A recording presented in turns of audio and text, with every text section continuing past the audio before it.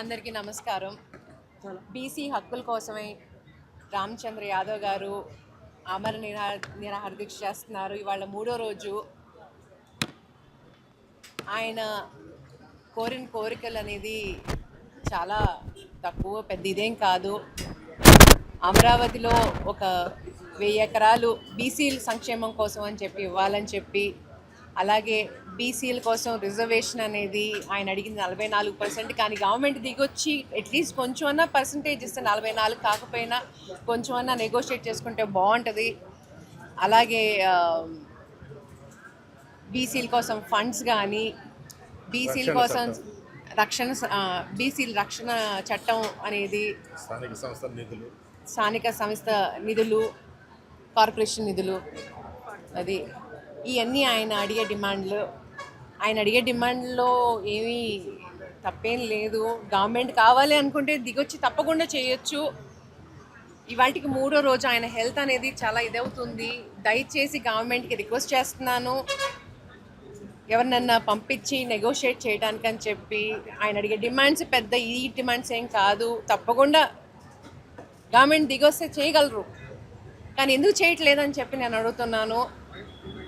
నేను రిక్వెస్ట్ చేస్తున్నాను, దయచేసి వచ్చి నెగోషియేట్ చేయమని చెప్పి. అలాగే రామచంద్ర యాదవ్ గారి ఈ దీక్షకు, ఆయన అడిగే హక్కులకి నేను పూర్తి మద్దతునిస్తున్నాను.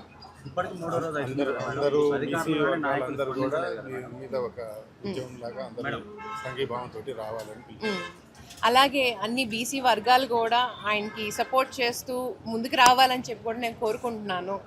ఇప్పటికి 3 రోజులు అవుతుంది కదా మేడం, అధికారులు కావచ్చు, లోకల్లో ఉన్న నాయకులు కావచ్చు, ఇప్పటివరకు రాకపోవడం గురించి మీరు ఏం చెప్తారు? ఇది కూడా చెప్పండి మేడం, ఇది కూడా స్పందించకపోవడం. అది గవర్నమెంట్ స్పందన బట్టి ఉంటుందండి. ఇప్పుడు ఒక్కొక్కళ్ళు గవర్నమెంట్ కింద పనిచేసే నాయకులు గవర్నమెంట్ కింద పట్టి, కొంతమంది అంటే వాళ్ళ పై నాయకులు ఏమంటారనేది దానికోసం వెనకడిగి వేయచ్చు.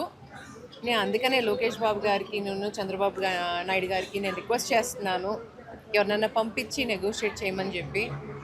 అది ధర్మపరమైనటువంటి దీక్ష కాబట్టి ఆరోగ్యం కూడా క్షీణించే అవకాశం కూడా కనపడుతుంది కదా మేడం. మీరు బీసీల తరఫున మీరు ఏం చెప్పాల్సింది? బీసీల తరఫున నేను ఒకటే చెప్తానండి, ఆయన ఈ పోరాటానికి నేను పూర్తి మద్దతునిస్తున్నాను. మనం దేనికి వెనకడిగేయద్దు. మన హక్కుల కోసం మనం పోరాడుతున్నాము.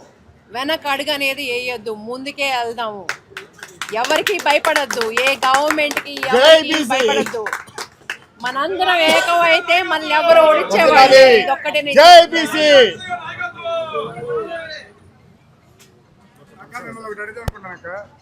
వంగవీటి రంగా గారి ఆశయము, ఇవాళ రామచంద్ర గారి ఆశయము రెండు ఈడుకోవాలన్నా. వంగవీటి మోహన రంగా గారి ఆశయము, బోడే రామచంద్ర గారి ఆశయము. నానాడు పేదవాళ్ళ కోసం ఎట్లా కష్టపడ్డాడో ఇవాళ బీసీల కోసం, ఎస్సీ ఎస్టీ అందరి కోసం రామచంద్ర అడుగుతున్న కోరికలు అడుగుతున్నారన్న అక్క, దానిపై మీ ఒపీనియన్. రెండోది, ఇవాళ కాపు సామాన్య వర్గం కానీ బీసీ సామాన్య వర్గం రెండు కలిస్తే రాబోతున్న రోజుల్లో బీసీ కాపు రెండు కూడా రాజ్యాన్ని వెళ్తే అనేది నా ఒపీనియన్. మీ ఒపీనియన్ ఏంటమ్మా? మొదటి క్వశ్చన్ ఆన్సర్ ఇస్తాను. రంగా గారి ఆశయ సాధనాల్లో తప్పకుండా రామచంద్ర యాదవ్ గారు నడుస్తున్నారు, అది నేను చూస్తున్నాను. ఎందుకంటే ఆయన స్పీచ్ల్లో కానీ ఏదైనా కానీ రంగా గారి గురించి పదే పదే చెప్తారు. ఆయన చేసే మంచి పనుల గురించి చెప్తారు. నేను ఇప్పుడు దాకా ఆయన చేసింది నేను ఇంతవరకు చూడలేదు, ఎందుకంటే దాని గురించి నేను కమెంట్ చేయలేను. కానీ ఆయన స్పీచ్లో ఏదైతే చెప్తున్నారో రంగా గారి ఆశయాలే పాటించాలని చెప్పేసి ఆయన అనుకుంటున్నారని నాకు తెలుసు. మీరన్నట్టు కాపులు బీసీలు కలిపి వెళ్ళాలని చెప్పి, తప్పకుండా కాపులు, బీసీలు, ఎస్సీ ఎస్టీలు అందరం కలిపి వెళ్ళాలండి. మనం ముందు అందరూ కలిపి ముందుకెళ్తేనే అభివృద్ధి అనేది సాధ్యం అవుతుంది. మనందరం ఏకంగా ఉంటేనే అభివృద్ధి అనేది సాధ్యం అవుతుంది. ఎందుకంటే పర్సంటేజ్ చూసుకుంటే మన పర్సంటేజ్ ఎక్కువ ఉంటుంది. మనం బీసీలు కానీ, ఎస్సీ ఎస్టీ, కాపులు కానీ అందరినీ చూసుకుంటే మన పర్సంటేజ్ ఎక్కువ ఉంటుంది. మనం కలిసికట్టుగా ఉంటే సాధించలేనిది ఏమీ లేదు. ఏదన్నా దాటుకుని వెళ్ళిపోతాం మనం. భవిష్యత్తు కాలంలో రామచంద్ర యాదవ్ గారు వెనకాల మీ ఇద్దరు కలిసి నడిస్తే అలాగే నేను ఉండండి. No comment.